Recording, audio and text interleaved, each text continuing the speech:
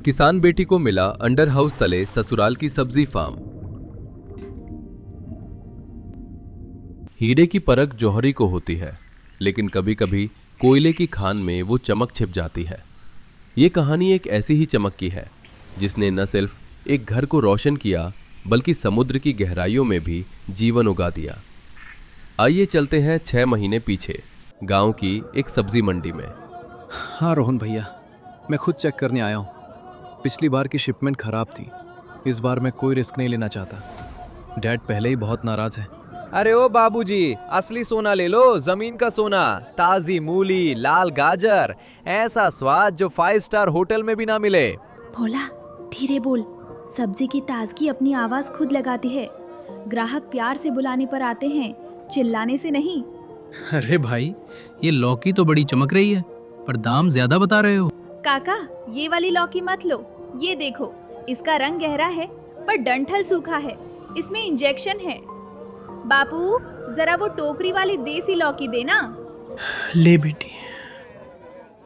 साहब, हम गरीब जरूर हैं पर जहर बेचकर पेट नहीं पालते। मेरी बेटी कहती है सूरत पर ना जाओ, सीरत देखो, चाहे इंसान हो या सब्जी। बाजार के शोरगुल में रामदीन की ये बात अर्जुन के कानों तक पहुंच गई। वो सादगी और सच्चाई की इस आवाज की ओर खिंचा चला आया। उसे लगा जैसे उसे वही जवाब मिल गया है जिसकी तलाश में वो यहाँ आया था। माफ कीजिएगा काका, क्या आप मुझे अच्छी सब्जी की पहचान बता सकते हैं? मेरी कंपनी को भारी नुकसान हो रहा है क्योंकि हमें असली और नकली की परख नहीं है। पहचान तो मेरी बेटी लक्ष्मी बताएगी साहब। इसे तो मिट्टी की खुशबू से ही पता चल जाता है कि फसल कैसी है। ये पौधों से बातें करती है। सुमित्रा पीछे से टिफिन और पानी लाती है। अरे बिटिया, पहले बाबूजी को पानी तो पूछ, इतनी धूप में खड़े खड़े गला सूख गया होगा। साहब, आप भी थोड़ा पानी पी लीजिए। लीजिए साहब, ये कुएं का मीठा पानी है, फिल्टर का नहीं, पर प्यास इसी से बुझती है। शुक्रिया, आपकी सादगी ने मुझे बहुत प्रभावित किया है। अर्जुन उस दिन मंडी में सिर्फ सब्जी खरीदने आया था, लेकिन अपनी जिंदगी का अनमोल रत्न पाकर लौटा। उसने रामदीन जी के सामने लक्ष्मी का हाथ मांगा। 2 अलग दुनियाओं का मिलन तय हुआ और विदाई की घड़ी आ गई। बेटी, अब तू बड़े घर जा रही है, वहां के तौर तरीके अलग होंगे, शायद लोग भी अलग हों।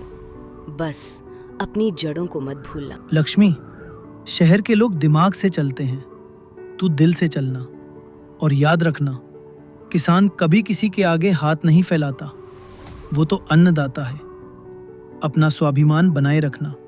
दीदी, अगर वो जीजा जी या उनके घर वाले तुझे तंग करे ना, तो मुझे बस एक मिस कॉल देना, मैं अपना ट्रैक्टर लेकर आ जाऊंगा।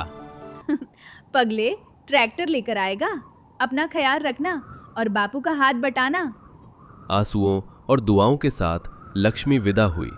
उसे लगा था कि उसका नया सफर खुशियों से भरा होगा, लेकिन ससुराल की चौखट पर उसका स्वागत फूलों से नहीं बल्कि कांटों भरे तानों से होने वाला था।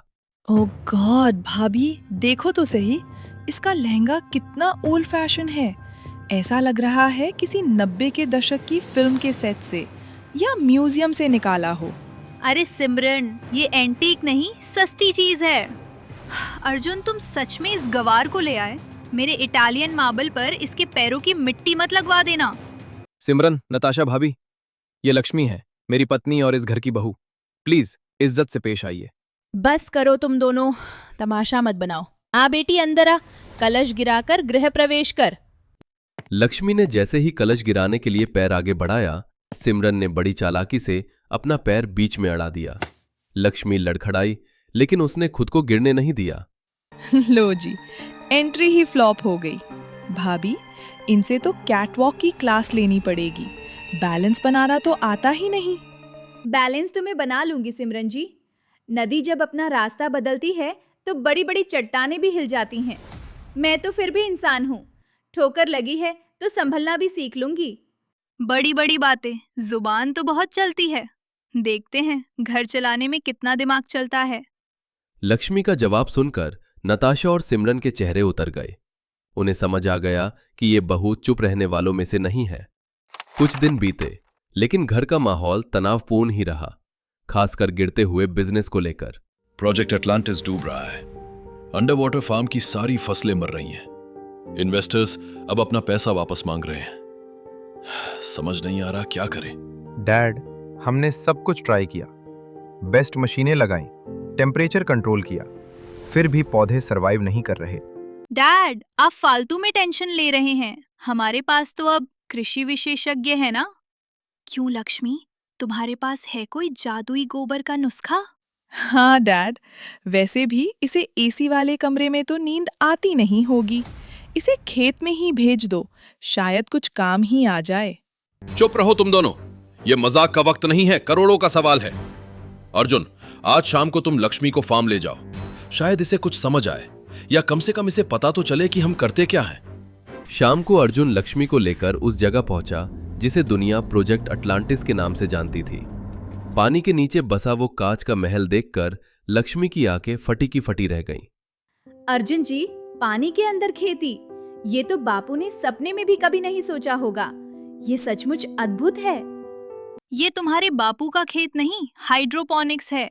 यहाँ धूप और मिट्टी नहीं, साइंस और टेक्नोलॉजी चलती है। तुम दूर ही रहना, कहीं कुछ खराब ना कर दो। सर, ये देखिए, जड़ें काली पड़ रही हैं और पत्तियां पीली। हमें पूरी फसल नष्ट करनी होगी, कोई और रास्ता नहीं है। बाबूजी, क्या मैं कुछ कहूँ? इन पौधों की जड़ें देखिए, मशीन का पानी इतना तेज बह रहा है कि ये सांस नहीं ले पा रहे, इनका दम घुट रहा है। ओ प्लीज, पौधों का दम घुट रहा है? क्या अब हम इन्हें ऑक्सीजन मास्क पहनाएं? कैसी पागलों वाली बातें कर रही है ये। सिमरन जी, मैं मजाक नहीं कर रही, और ये पीली पत्तियां बता रही हैं कि इन्हें ठंड लग रही है। अगर हम पानी में थोड़ा गुड़ और नीम मिला दें और बहाव धीमा कर दें तो ये बच जाएंगे। मशीनें दिमाग लगाती हैं, पर माँ प्रकृति दिल लगाती है। डॉक्टर, हमारे पास खोने के लिए कुछ नहीं है। जैसा बहू कह रही है वैसा करके देखो, शायद इसका देसी नुस्खा काम कर जाए। नताशा और सिमरन ने मुंह बनाया, लेकिन प्रताप के कहने पर लक्ष्मी का तरीका अपनाया गया और चमत्कार हो गया। 3 दिनों के अंदर मरते हुए पौधों में जान आ गई। फार्म फिर से हरा भरा हो गया। फिर कुछ दिनों बाद प्रताप इन्वेस्टर से फोन पे बात करता है। जी हां इन्वेस्टर साहब, फसल बिल्कुल तैयार है। आज शाम आप सपरिवार डिनर पर आइए, मेरी बहू ने कमाल कर दिया है। भाभी, ये तो गड़बड़ हो गई। अगर आज इसने अच्छा खाना बना दिया और इन्वेस्टर्स खुश हो गए तो डैड की ये फेवरेट बन जाएगी। हमारी तो कोई वैल्यू ही नहीं रहेगी। फिक्र मत कर, इसका इंतजाम मैंने कर लिया है। ये सी फूड एलर्जी वाला पाउडर है, इसे मैं चुपके से शाही पनीर में मिला दूंगी। पर इससे होगा क्या? होगा ये कि खाने वाले का गला सूज जाएगा, खुजली होगी और सांस फूलेगी। सब सोचेंगे लक्ष्मी ने साफ सफाई नहीं रखी या खराब खाना बनाया। अर्जुन की नजरों में ये गिर जाएगी। वाओ भाभी, यू आर जीनियस। इसका बोरिया बिस्तर तो आज ही बन जाएगा। चलो जल्दी करो। जलन और ईर्ष्या में अंधी होकर नताशा ने वो पाउडर सब्जी में मिला दिया। उसे अंदाजा भी नहीं था कि वो सिर्फ लक्ष्मी को नहीं बल्कि पूरे परिवार को खतरे में डाल रही है। तभी दरवाजे पर एक और सरप्राइज आ पहुंचा। दीदी, जीजा जी, हम आ गए। लो, पूरी पलटन आ गई। भिखारी कहीं के, इन्हें किसने बुलाया? अरे बाबूजी, आप लोग, ये तो बहुत अच्छी बात है। आइए आइए, आज का जश्न आपके बिना अधूरा रहता। बेटा, पता चला आज लक्ष्मी की बड़ी परीक्षा है, तो आशीर्वाद देने आ गए। ये घर की बनी मिठाई लाए हैं। मेहमान डाइनिंग टेबल पर बैठ चुके थे। खुशियों का माहौल था, लेकिन नताशा और सिमरन की धड़कनें तेज थीं। लक्ष्मी ने जैसे ही शाही पनीर का कटोरा उठाया, एक अजीब सी गंध उसकी नाक से टकराई। रुकिए, कोई नहीं खाएगा। कोई इस सब्जी को हाथ भी मत लगाना। क्या नाटक है ये? मेहमानों को भूखा मारोगी क्या? चुपचाप खाना परोसो। नहीं दीदी, बाबूजी, इस खाने में कुछ मिला है। मुझे मसालों के बीच सिंथेटिक सल्फर जैसी महक आ रही है। ये जहर है। झूठी कहीं की, अपनी गलती छिपाने के लिए नौटंकी कर रही है। भोला, तू तो खा ले, तेरे घर में तो ऐसा शाही खाना नसीब भी नहीं होता होगा। हाँ, खुशबू तो अच्छी आ रही है। रुक जा बेटा, खबरदार जो हाथ लगाया। मेरी बेटी की नाक कभी धोखा नहीं खाती। अगर वो कह रही है इसमें कुछ गड़बड़ है तो है। दीदी, आपकी जेब से जो आवाज आ रही है वो शीशी दिखाइए जरा। कौन सी शीशी? कुछ भी नहीं है। लक्ष्मी झटके से नताशा की एप्रन से शीशी निकालती है। ये क्या है? Allergy powder? दीदी, हम गरीब हो सकते हैं पर किसी की जान लेने वाले नहीं। डैड, वो भाभी ने कहा था कि बस थोड़ी खुजली होगी। हमें नहीं पता था कि ये इतना खतरनाक है। सिमरन, नताशा, शर्म आनी चाहिए तुम दोनों को। अपनी जलन के लिए तुम पूरे परिवार और मेहमानों को जहर खिलाने चली थी। मुझे माफ कर दीजिए डैड। मुझे लगा लक्ष्मी मुझसे मेरा हक छीन लेगी। मैं डर गई थी। हक छीना नहीं, कमाया जाता है दीदी। और हम किसान हैं, हम उगाना जानते हैं, काटना नहीं। आप अगर प्यार से मांगती तो मैं वैसे ही पीछे हट जाती। उस पल नताशा और सिमरन का घमंड चकनाचूर हो गया। उन्होंने सिर्फ लक्ष्मी से माफी नहीं मांगी बल्कि दिल से उसे स्वीकार भी किया। इन्वेस्टर्स लक्ष्मी की ईमानदारी देखकर दंग रह गए। मिस्टर प्रताप, आपकी बहू ने आज सबकी जान बचाई है। हमें ऐसी ही ईमानदारी चाहिए। ये डील पक्की है। देखा साहब, मैंने कहा था ना, मेरी बेटी की परख कभी गलत नहीं होती। ये मिट्टी की बेटी है, सोना ही उगाएगी। सॉरी भाभी, मैंने आपके कपड़ों का, आपके परिवार का मजाक उड़ाया। प्लीज मुझे माफ कर दीजिए। लक्ष्मी, आज तुमने मुझे हरा दिया पर परिवार को जिता दिया। तू सच में इस घर की लक्ष्मी है। अरे आप सब रोना धोना बंद करो, मुझे भूख लगी है। वो बिना जहर वाली खिचड़ी ही खिला दो दीदी। भोला की बात सुनकर सबकी आंखों में आंसुओं के साथ हंसी आ गई। उस दिन समुद्र के नीचे उस अंडर हाउस फार्म में दो परिवारों का संगम हुआ। लक्ष्मी ने साबित कर दिया कि चाहे खेत मिट्टी का हो या पानी का, संस्कार, समझदारी और मेहनत हर जगह रंग लाती है। परिवार वही है जो मुसीबत में एक हो जाए और खुशियों में साथ रहे। सुबह की ठंडी हवा में गांव की गली से हंसी की आवाजें आ रही थीं। पांचों पड़ोसी, गोपाल, कमला, रामू, शांति और मधु, सबके चेहरों पर एक अलग ही चमक थी। आज उन्होंने अपने जीवन का सबसे बड़ा फैसला लिया था, शहर में घर खरीदने का। देखो भाई, ग्रीन वैली हाउसिंग सोसाइटी, एकदम सपनों जैसा घर, बिजली पानी सब सुविधा, बस 3 लाख एडवांस में बुकिंग। हमारे भी बच्चे अब पक्के घर में पड़ेंगे, बारिश में टपकन नहीं होगी। हाँ भाई, मिट्टी की दीवार से अब मन भर गया है। चलो, भगवान करे अब हमारी भी किस्मत खुल जाए। मुझे भी एक कोना मिल जाएगा जहां बारिश में डर न लगे। बस यही चाह है। सबके चेहरों पर उम्मीद थी। उस दिन उन्होंने अपने घरों का थोड़ा थोड़ा सामान बेच दिया।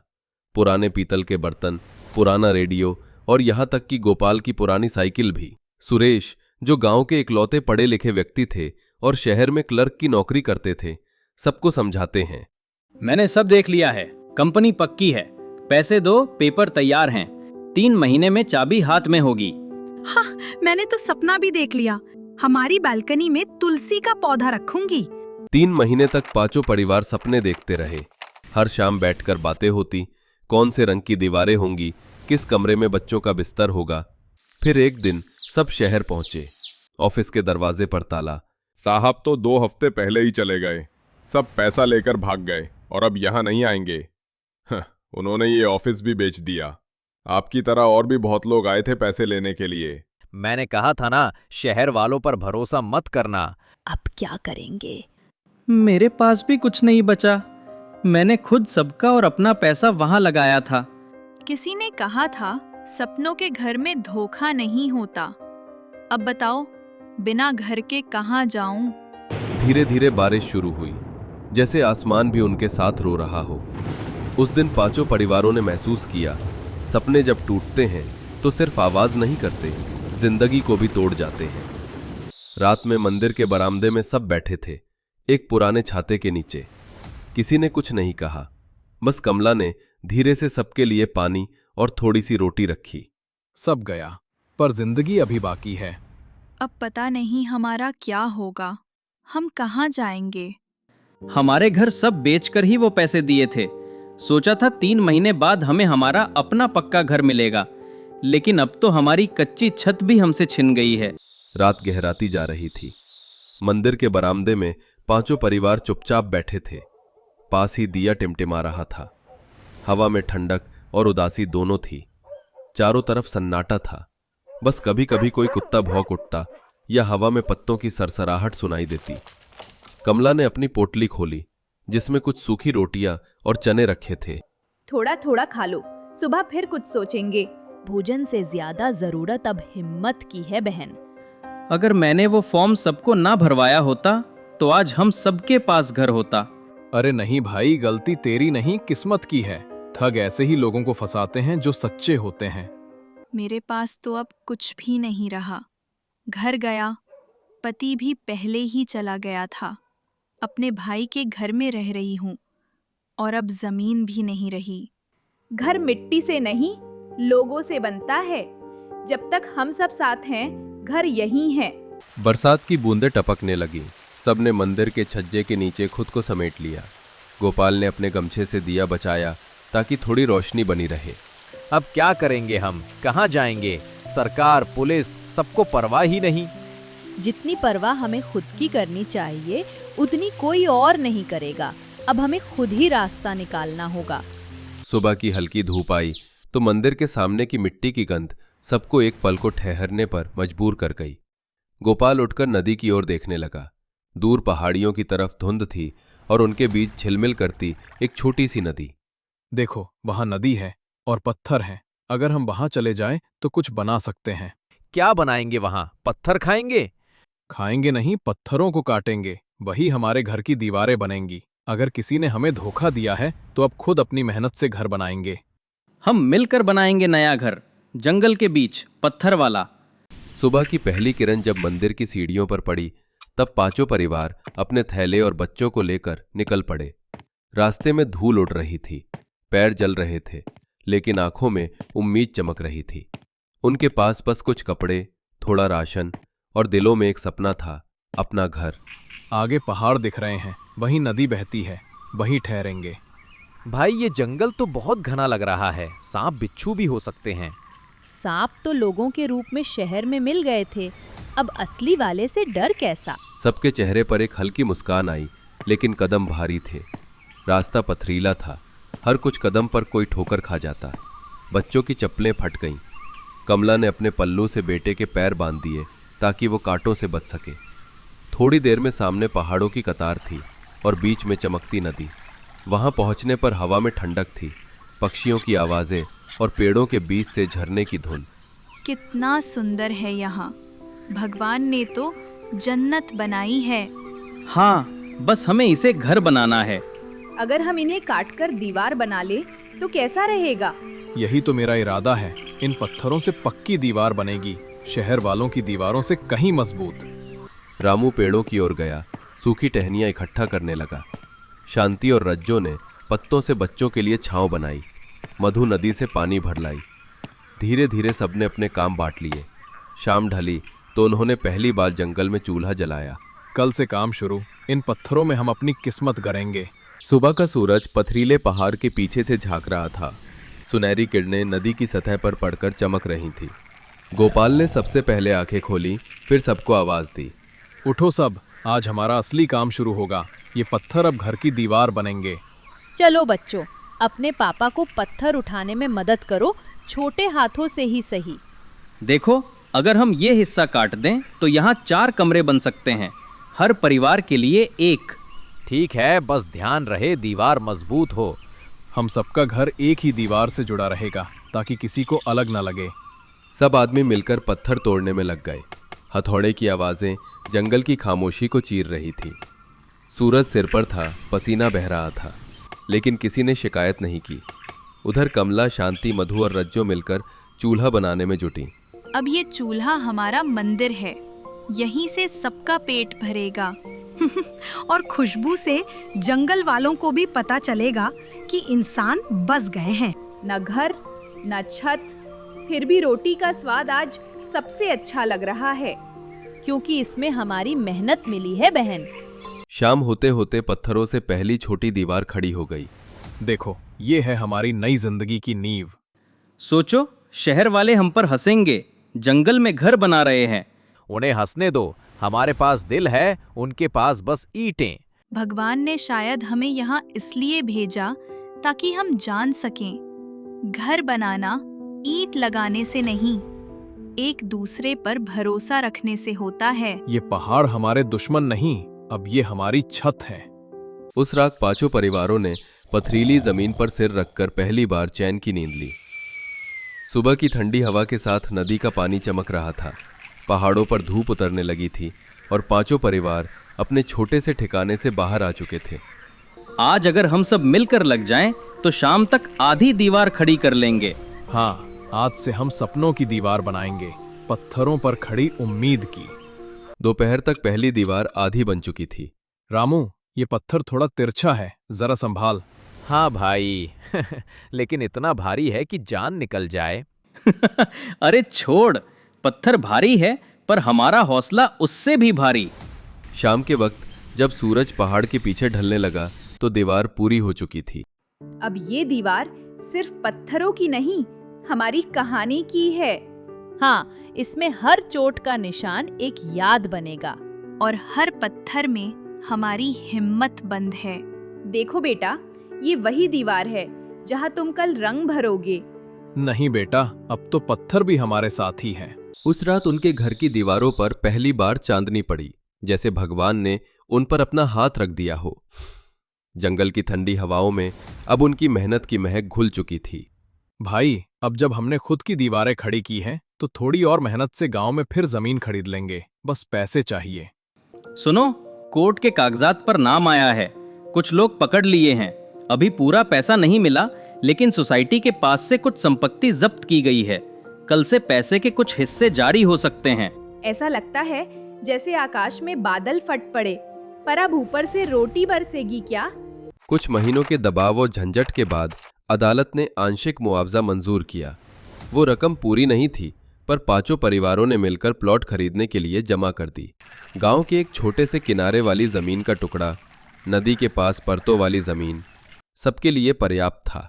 देखो, वही जगह जहां हम पहले पत्थरों से घर बनाते थे, अब गांव की तरफ से आधा कागज मिल गया है। हम सामूहिक रूप से अपना घर और कुछ खेत लेंगे। बच्चे नदी के किनारे खेलेंगे और हम सब मिलकर खेत में काम करेंगे। इससे खाने की कमाई भी रहेगी। जमीन मिलने के बाद उनका संघर्ष एक नए रूप में चला। अब उन्हें घर के साथ साथ खेती से जुड़ी योजनाएं भी बनानी थी। दिन भर पत्थर का काम, शाम को खेत की तैयारी और रात में बच्चों की पढ़ाई, सब एक ताल में चलने लगा। गांव के शिक्षक ने बच्चों के लिए एक बड़ा प्लान रखा। शाम को गांव के छोटे से स्कूल में पढ़ाई की व्यवस्था। बच्चे बड़े हुए, गांव की नहर तक स्कूल की साइकिलों की कतार लगने लगी। कभी कभी गांव के बच्चे नदी किनारे पत्थरों पर बैठकर बतियाते और उन पत्थरों में अब उनकी आशाएं लिखी थीं। याद है वो दिन जब हम मंदिर में छाता लेकर बैठे थे? आज वही छाते के नीचे हम सब मिलकर सुबह की चाय पीते हैं।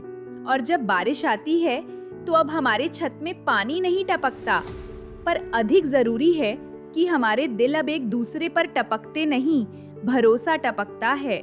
आखिर में उनका खोया हुआ घर भले लौटकर ना आया हो, पर उन्होंने अपने हाथों से एक ऐसी बस्ती बनाई पथरीली दीवारों के बीच, जहां पांचों पड़ोसी, उनकी संतानें और गांव के लोग साथ रहते थे, काम करते थे, हंसते थे।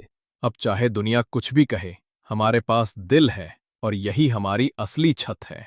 और इस तरह खून पसीने, आंसू और मुस्कान के साथ पांचों पड़ोसियों की कहानी खत्म नहीं हुई।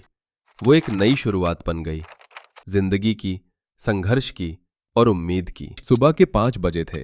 धुंध इतनी कि सामने का पेड़ भी आधा दिखता, पर जंगल के इस पुराने आदिवासी गांव सिंदूरी बस्ती में दिन सूरज से नहीं, औरतों के काम से शुरू होता था। गांव के घर मिट्टी के, छते पत्तों की, दीवारों में लकड़ी के कड़े, चारों तरफ पहाड़, बीच में गहरी हरियाली और पेड़ों के बीच हल्की आग की महक। चलो बहनों, पानी लेने चलें, वरना धूप निकल गई तो पहाड़ी सूख जाएगी। अरे धरा, पानी से पहले मैं लकड़ी की चिंता करूं। आज कड़कती सूखी चटाई भी नहीं मिल रही। मुझे तो आज भोला को समझाना है। बच्चे की मिट्टी की स्लेट टूट गई, स्कूल दूर, अब क्या करूं? और बिजली? कल रात फिर सारा घर अंधेरे में डूबा रहा, जुगनू भी नजर नहीं आए। मेरे खेत में कल जंगली सुअर घुस आया, पूरा मक्का चर गया। आज रात पहरा देना पड़ेगा। और मेरे यहाँ देखो, खाना रखो तो भीग जाता है, छुपाओ तो जानवर खा जाते हैं। छोटू का पेट कैसे भरूं? सभी बहुएं एक साथ हंसी मजाक करते हुए जंगल की पगडंडी पर बढ़ती है। सुनो सुनो, हम सबकी समस्या एक एक दिन सुलझेगी। और वो भी हमारे जुगाड़ से। जंगल की बहुएं किसी से कम नहीं। बहुएं पानी के झरने की ओर निकलती हैं। यहीं से कहानी शुरू होती है। हर बहू की अपनी जद्दोजहद, अपना जुगाड़। सुबह धरा झरने पर पहुंचती है। पहाड़ी से एक पतली सी जलधार बह रही थी। धरा अपनी टोकरी रखकर बैठती है। कब तक रोज 2-2 घंटे पानी ढूंढ? घर में माँ बाप की तबीयत भी ठीक नहीं। कुछ जुगाड़ करना ही पड़ेगा। पास में एक बुजुर्ग आदिवासी बाबा कमता बांस काट रहे थे। क्यों रे धरा, माथे पर चिंता की रेखा क्यों? बाबा, पानी घर तक पहुंच जाए तो आधी जिंदगी आसान हो जाए। बाबा मुस्कुराते हैं। जंगल में हर समस्या का रास्ता होता है, बस देखना आना चाहिए। वो धरा को लंबा बांस दिखाते हैं। बांस खोखला होता है, अगर इसे लाइन में जोड़ दो तो दूर का पानी घर तक बह सकता है। बांस की पाइपलाइन? अरे बाबा, ये तो कमाल का विचार है। धरा 2 दिन तक मेहनत करती है। बांस को काट कर जोड़ती है, छेद बंद करती है, पत्थरों से सहारा देती है। पास में कौशल्या, मीरा, जनकी सब देखने आती है। अरे वाह, बहू ने तो नदी घर तक बुला ली। धरा पानी की मंत्री बन गई रे। 3 घंटे बाद पहली हल्की छपछप की आवाज गूंजती है। पानी धरा के घर में गिरने लगता है। धरा की सास गौरी ताली बजाती हुई आती है। बेटे, तूने तो घर की जान बचा दी। माँ जी, ये घर हमारा ही तो है और मुझे बहुत अच्छा लगा कि मैं भी किसी काम आ सकी, आप लोगों की मदद कर सकी। धरा भावुक होकर झरने की तरफ देखती है। जंगल का पहला जुगाड़ कामयाब। कौशल्या जंगल में लकड़ी ढूंढ रही होती है, पर हर तरफ गीली पत्तियां। बरसात की वजह से टहनियां सूखती नहीं। कौशल्या काफी परेशान हो जाती है। आज अगर लकड़ी ना मिली तो खाना नहीं बनेगा। गोविंद भी भट्टी पर इंतजार करते होंगे। अब मैं क्या करूं? समय भी ज्यादा नहीं है और कोई दूसरा रास्ता भी नहीं दिख रहा है। तभी वो देखती है कि आदिवासी बच्चे सूखी पत्तियों को इकट्ठा कर रहे हैं और उनसे धुआं निकल रहा है। दीदी, इसे सबड़ी कहते हैं। सूखी पत्तियां और गोबर मिलाओ, आग जल्दी पकड़ती है। कौशल्या आंखें फैलाकर देखती है और वो काफी हैरान हो जाती है। आदिवासी बच्चा जल्दी से आग जलाकर दिखाता है। ये देखो, जुगाड़ तैयार। ये तो सच में जुगाड़ है और ऐसा जुगाड़ ही तो हमें चाहिए। बरसात के मौसम में या ठंड के मौसम में हम लोगों को कितनी परेशानी होती है, लेकिन अब वो परेशानी नहीं झेलनी पड़ेगी। कौशल्या काफी खुश हो जाती है और तुरंत घर जाने लगती है। घर जाकर पत्तियां, गोबर और सूखी घास मिलाकर गोल गोल थापती है। ये सब आवाज सुनकर कौशल्या की सास रुपाई बाहर आती है। बहू, लकड़ी कहाँ से लाई और आग कैसे जल रही है? इस समय गीली लकड़ियों में आग जलाने से बस धुआं ही निकलता है, पर तूने आग कैसे लगा दी? लकड़ी नहीं माँ जी, जुगाड़। आग पत्तियों से भी जल सकती है और बस पत्तियों से नहीं, गोबर, लकड़ी का चूरा, इन सब से भी जलती है। और मुसीबत तो हमारे सिर पर ही है, इसलिए जुगाड़ लगाना ही है। अरे वाह, तू भी धरा से कम नहीं। जंगल की असली बहू तो तू है। सारी बहुएं आती हैं, उसका तंदूर देखती हैं और सब काफी खुश होने लगती हैं। हमारे यहाँ तो ये पहली बार हुआ है। भाई, कौशल्या की आग का जुगाड़ तो धरा की पाइपलाइन से भी बड़ा है। कौशल्या का चूल्हा धुआं निकालते हुए जलता रहता है। कम लकड़ी, ज्यादा जुगाड़। मीरा अपने बेटे मोहन को पढ़ाती है, तभी उसकी स्लेट टूट जाती है। हे भगवान, पैसे है नहीं, ऊपर से नुकसान हो गया। अब नई स्लेट कहाँ से लाऊं? अम्मा, ये इतनी पुरानी थी स्लेट, टूटनी तो थी ही ना। अम्मा, मैं कैसे लिखूं? भगवान, हमारे जैसी गरीबी किसी को मत दिखाना। ऐसी छोटी छोटी चीजों के लिए भी मेरा बच्चा इतना तरस रहा है। अब मैं क्या करूं? कुछ समझ भी तो नहीं आ रहा। मीरा पास की मिट्टी उठाती है, गीली मिट्टी को चपटा करके सुखाती है, उसे पत्थर से लगातार रगड़ती है। धीरे धीरे वो एक मिट्टी स्लेट बनने लगती है। कोयले के टुकड़े से वो मोहन को लिखना सिखाती है। देख मोहन, ये जंगल स्लेट, ये मिट्टी की पेंसिल, इससे तू गांव का पहला पढ़ा लिखा लड़का बनेगा। मोहन चमक कर हंसता है और गांव में भी सबको ये जुगाड़ बताता है। सारा गांव ये नया जुगाड़ देखने आता है। मीरा, तूने तो स्कूल घर ले आई। और कोयले की लिखावट कितनी साफ है। अपने बच्चे को हर चीज के लिए तरसता देख किस माँ का दिल नहीं रोता है। और ऐसे में घरेलू औरत क्या कर सकती है? वो कोई ऐसा ही तो जुगाड़ करेगी ना। बहुत ही अच्छा जुगाड़ है। हमारे गांव की सभी बहुएं जो घरेलू जीवन जी रही थी, अब उनका जुगाड़ शुरू हो रहा है। ऊपर से जब से हम इस जंगल में आए हैं, हमारा जीवन ही बदल गया है। मीरा की आंखें भर आती है। गरीबी में भी बच्चे का भविष्य ना रुके, यही उसका सपना था। उसी रात जनकी खाना पका रही होती है। चारों तरफ अंधेरा, बिजली नहीं, तेल खत्म। ऊपर से जंगल में जानवरों की आवाज। छोटे बच्चे बार बार डरकर चिपक जा रहा होता है। ऐसी आवाज से तो मुझे भी डर लग रहा है। बेचारा मेरा बच्चा कैसे सो पाएगा। जनकी सोच ही रही होती है कि तभी वो देखती है जंगल में जुगनू चमक रहे होते हैं। उसके दिमाग में तुरंत जुगाड़ आता है। वो एक पुरानी सूखी लकड़ी की डिब्बी लाती है। जुगनू पकड़कर उसमें छोड़ देती है। डिब्बी की पतली लकड़ी चमकने लगती है। अरे बहू, तूने तो घर को तारों जैसा कर दिया। जंगल में ऐसी रोशनी वाकई काबिले तारीफ है। फिर जनकी चीड़ का राल जलाकर मशाल बनाती है। उसकी रोशनी घंटों चलती है। रोशनी की वजह से जंगली जानवरों की आवाज भी अब कम हो जाती है। यही जुगाड़ जंगल में आई बाकी की बहुएं भी अपने परिवार के लिए करती हैं। गांव की बूढ़ी दादी आती हैं। पहले हम ऐसे ही जंगल में मशाल लेकर चलते थे। तूने पुरानी परंपरा जगा दी। जनकी मुस्कुराती है। अंधेरा अब उसे रोक नहीं सकता। अगले दिन सब कुछ न कुछ कर रहे होते हैं। तभी जंगली सुअर रंजना के छोटे से खेत में बार बार घुस आते, मक्का उखाड़ देते, मिट्टी फोड़ देते। रंजना रात में खेत के किनारे बैठी होती है। आज अगर फसल बचानी है तो जुगाड़ ढूंढना पड़ेगा। उसकी नजर राख के ढेर पर जाती है। वो राख को खेत के चारों कोनों में घेर देती है। फिर कांटेदार झाड़ियां लाकर चारों तरफ लगा देती है। आखिर में पेड़ों पर लकड़ी की खड़खड़ आवाज वाली पट्टियां टांग देती है। रात में हवा चलती है। पट्टियां ठक ठक ठक करती हैं। जानवर डर कर भाग जाते हैं। अगली सुबह उसका खेत बचा मिलता है। रंजना, तूने तो दीवार बना दी। और बिना पैसा लगाए। रंजना गर्व से खड़ी हो जाती है। जंगल ने उसे सिखाया, डर से नहीं, जुगाड़ से जीतते हैं। अब कोई बहू हार नहीं मान रही थी।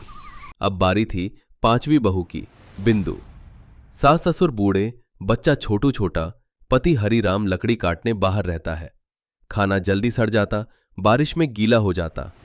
बिंदु रोज रोती रहती है। छोटू का खाना कैसे संभालूं? जंगल में कुछ टिकता ही नहीं। एक दिन वो देखती है बारिश के बाद जमीन में छोटा गड्ढा पानी जमा कर लेता है, लेकिन ठंडा रहता है। उसके दिमाग में बिजली सी कौंती है। अगर मैं जमीन के अंदर भंडार बना दूं? वो गड्ढा खोदती है, अंदर पत्तियां बिछाती है, ऊपर मिट्टी की छाया बनाती है। एक जमीन वाला फ्रिज तैयार। सास सुकमा हैरान हो जाती है। अरे ओ बिंदु, हमने तो ऐसा कभी नहीं देखा। अरे बहू, ये तो राजा महाराजाओं का अंदाज है। बिंदु मुस्कुराती है। टोकरी भर सब्जियां ठंडी ही ठंडी। अब छोटू भी खुश। एक दिन अचानक पूरा गांव संकट में पड़ जाता है। जंगल में भारी बारिश होती है। नदी उफान पर, लकड़ियां भीग जाती हैं। रास्ते बंद, जानवर घरों की ओर भागते हैं। सब घबराए। गांव का मुखिया बुजुर्ग परसों कहता है, अब क्या होगा? आज खाना, पानी, रोशनी कुछ नहीं बचेगा।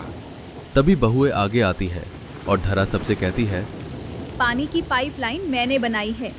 गांव भर को पानी मिलेगा। मेरी पत्तियों वाली आग सूखे में भी चलेगी। बच्चों को मिट्टी स्लेट से सिखाएंगे। स्कूल बंद हो तो क्या? जुगनू और राल मशाल से रोशनी मैं संभाल लूंगी। खाने को मैं अपने जमीन वाले फ्रिज में रख दूंगी। सबके लिए जगह है। और खेत खलिहान मैं अपने जुगाड़ से बचाऊंगी। गांव तालियां बजा देता है। बहुएं जंगल की शक्ति बन गई। 3 दिन लगातार बारिश। बहुएं अपने अपने जुगाड़ बांटकर सबकी मदद करती हैं। धरा की पाइप से पानी आता है। कौशल्या का चूल्हा सब घरों में लग जाता है। जनकी की मशाल पगडंडियों को रोशन कर देती है। मीरा बच्चों को पढ़ाती है। रंजना रात को पहरा देती है। बिंदु पूरे गांव का खाना सुरक्षित करती है। गांव में पहली बार औरतों की वजह से संकट टल जाता है। बारिश रुकते ही बुजुर्ग जमा होते हैं। आज के बाद इस जंगल गांव की ताकत हमारी बहुएं हैं। जुगाड़ सिर्फ बुद्धि नहीं, जीवन जीने की कला है और ये कला इन बेटियों में है। सभी बहुएं सिर झुकाकर मुस्कुराती हैं। कुछ दिन बाद पूरे गांव में त्योहार लगता है, जंगल जुगाड़ उत्सव। बहुएं अपनी अपनी खोजें दिखाती हैं। लोग गाते हैं, नाचते हैं। पेड़ों पर सजावट, पत्तों से रंगीन झंडियां, मिट्टी के दिए। बिंदु छोटू को गोद में लेकर कहती हैं, देख बेटा, जंगल कठिन जरूर है, पर जुगाड़ हो तो जीवन कितना सुंदर बन जाता है। धरा, कौशल्या, मीरा, जनकी, रंजना हाथ पकड़कर गोल घेरा बनाती हैं। हम जंगल की बहुएं, जुगाड़ हमारी शान। गाना बजता है, सारा गांव नाच उठता है। एक सुंदर, आत्मनिर्भर होकर घरेलू बहुएं अपना सम्मान बनाती हैं।